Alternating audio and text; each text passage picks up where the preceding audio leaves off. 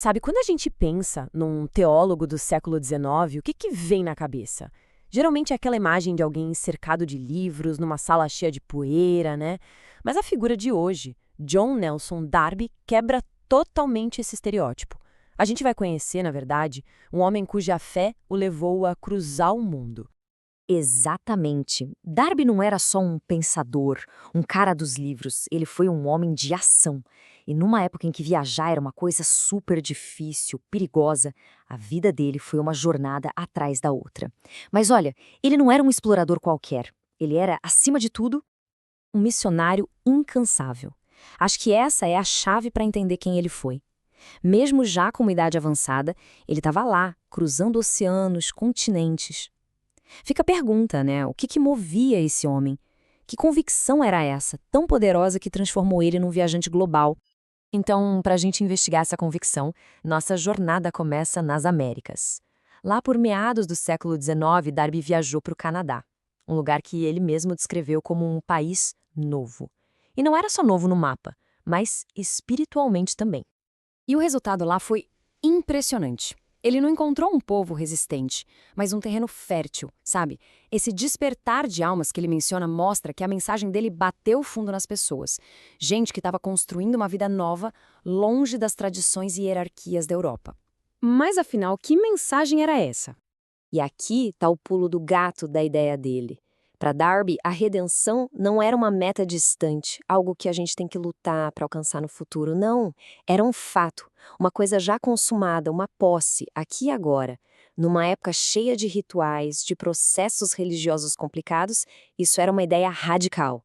Ele falava de uma realidade imediata, completa pela obra de Cristo. E essa ideia se amarra num conceito central para ele, a nova criação. Imagina só, você está numa terra nova, construindo tudo do zero, e ouve que sua identidade em Cristo te liberta daquelas estruturas religiosas pesadas, hierárquicas, e te dá acesso direto a Deus. Era uma mensagem de uma liberdade espiritual muito profunda. Simples, mas nossa, como era poderosa. Bom, do frio do Canadá, a gente segue o Darby para o sul, para o calor do Caribe. E é aqui que a história toma um rumo bem interessante. Ele descobre que a mesma semente, quando plantada em solos diferentes, dá resultados bem distintos. Ora, o contraste é gritante. Em Barbados, onde a mensagem era novidade para muita gente, ele achou tudo muito interessante. Já na Jamaica, a avaliação foi bem outra: pouca vida espiritual. Era a mesma mensagem, o mesmo mensageiro. Então, a pergunta se torna inevitável. O que explica uma diferença tão grande? Para a gente entender a resposta, a gente precisa primeiro entender o que vida espiritual significava para Darby, e não era bem o que se poderia imaginar. A resposta está toda aqui.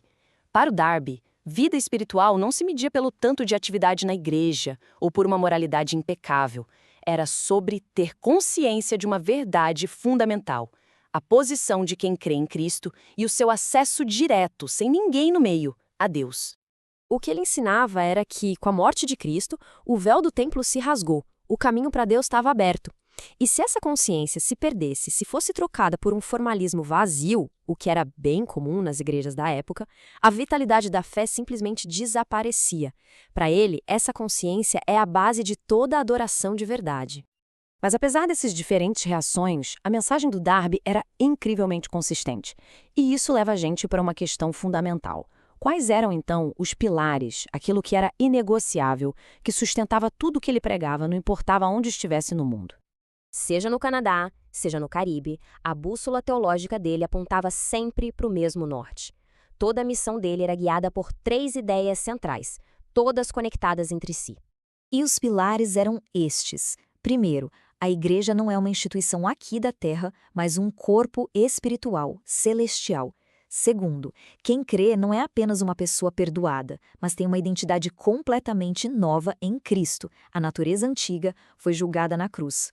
E terceiro, a base de tudo, a autoridade única e soberana da palavra de Deus, acima de qualquer tradição humana.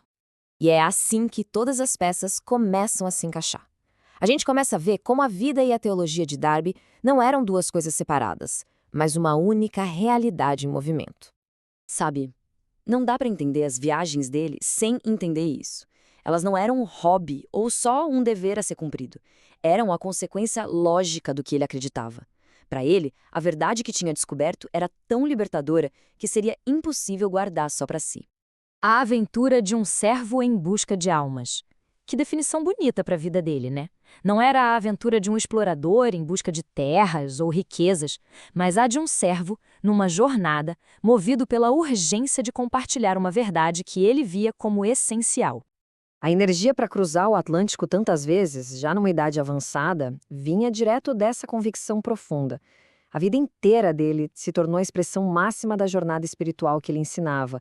A teoria e a prática, para ele, eram uma coisa só.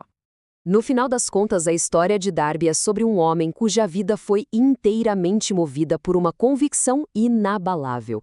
E isso nos convida a pensar: que convicções impulsionam as nossas próprias jornadas?